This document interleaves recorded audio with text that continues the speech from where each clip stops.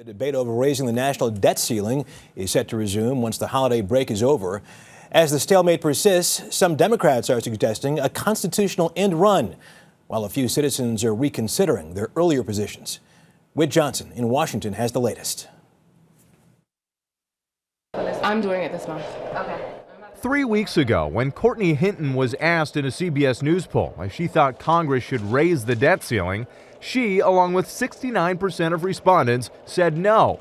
Now, amid fears of a looming crisis, she isn't so sure. I think people don't really understand it because you really have to pay attention to get what it means.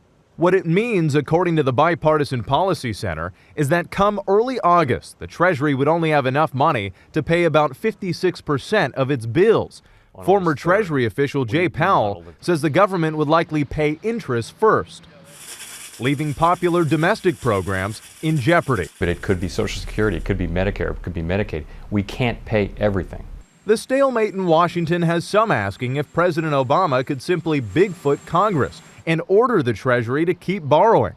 The argument is based on a little-known section in the 14th Amendment, stating the public debt of the United States shall not be questioned.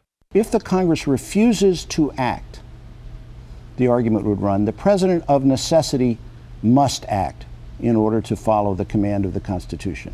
The idea highlights how desperate the debate has gotten.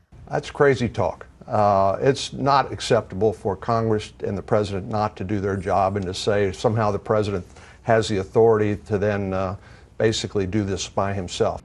As the clock ticks down with no sign of progress, Americans like Courtney Hinton, who works hard and lives on a tight budget, can only watch in disbelief. This bickering and waiting to the last minute, we're not benefiting from that.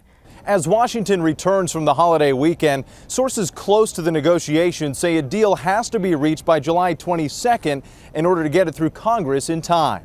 Whit Johnson, CBS News, the White House.